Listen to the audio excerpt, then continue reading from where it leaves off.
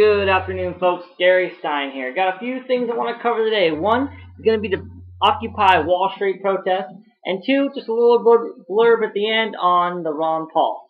So, first, I saw a really great video on funnyordie.com today. It's called What Street?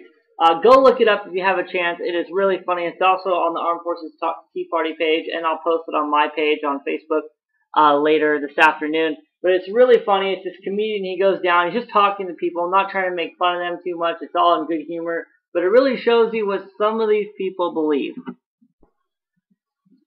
So here's my major problem with the Occupy Wall Street protest. Number one, they don't have any goals. They have demands. They have plenty of demands. You know, lower taxes, bring us jobs, fiscal responsibility, bring down Wall Street, eat rich people. I don't know where that one comes from. But they have no ways of making it. The Tea Party, what we did is we went out and we courted Republicans. We courted people that had Tea Party views, and we brought them into the mainstream political stage, and we voted them into offices all around the country, whether it be, you know, assemblymen or congressmen or into the Senate. We voted them in. Now, not all of them have turned out to be perfect people, perfect Tea Partyists, or, you know, exactly what we imagined they would be, but we had a solution to our problems. It was replace the people that were the problems, and that we did. And guess what? We're going to do it again next year. We're going to do it every election, and we're going to keep doing it because we're never going to find the perfect politician. That's one problem. We're never going to find the perfect government because I just don't think the perfect government is out there. We're always going to have blemishes.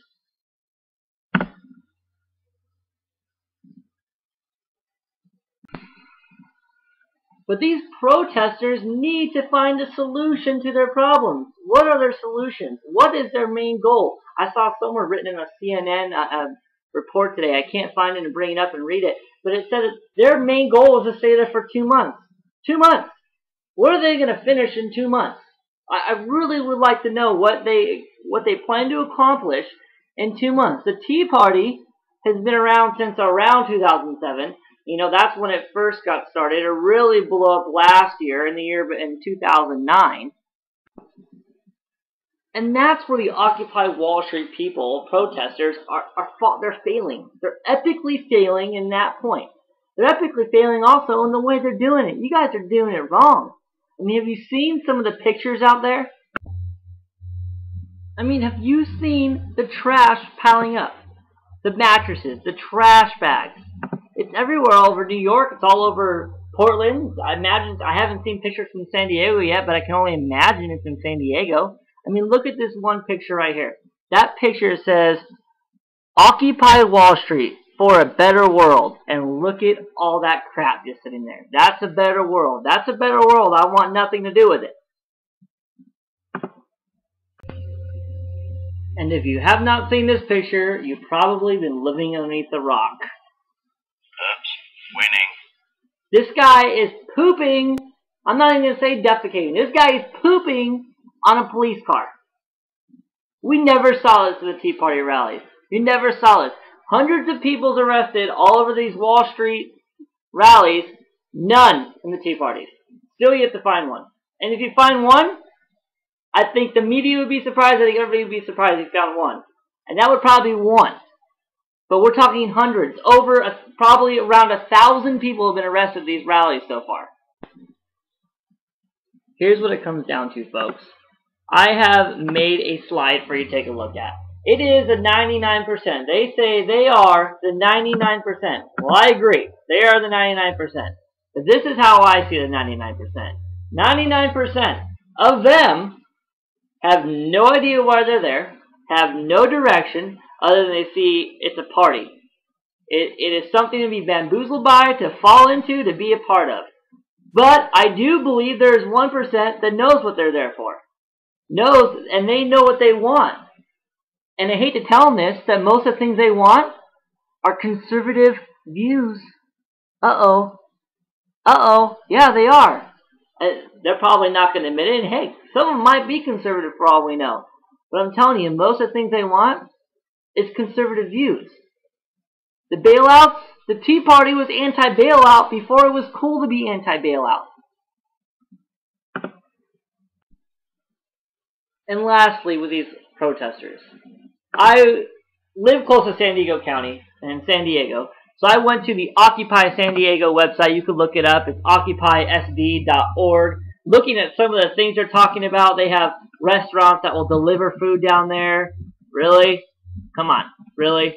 They have needs of supplies, talking about scissors and boxes, pens, notebooks, clipboards, blankets, tents, chairs, food, talks about all the different types of food they want. Normal stuff you would think they would need at rallies, but let's get down to the medical supplies. This is what they need for medical supplies, people. 1, Benadryl. 2, hand sanitizer and towelettes, and 3, condoms. That's it. That's it for medical supplies. They don't want anything else. They don't want Band-Aids or ace bandages or ice or anything like that. That's all they want is Benadryl, hand sanitizer, and condoms. The bottom line here is, folks, is they're not doing it right. In order to really get what they want done, they really need to step back their antics. They really need to take a look at what the Tea Party's been doing for years now. Because we've made changes. We've made leaps and bounds forward. If they want to have any real effect, they need to use us as an example. Okay, on to my next subject. I've gone on long enough about the Occupy Wall Street folks down there. That's what I'm going to call them. Ron Paul.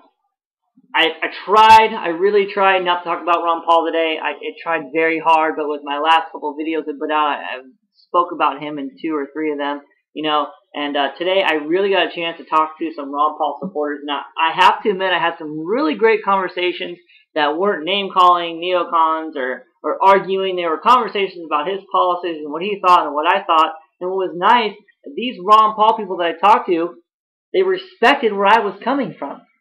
And I saw a light at the end of the tunnel for these people. I really did, because they really respected where I was coming from and respected my beliefs and didn't attack me because I didn't believe what they wanted me to believe. And that's what I'm talking about, folks.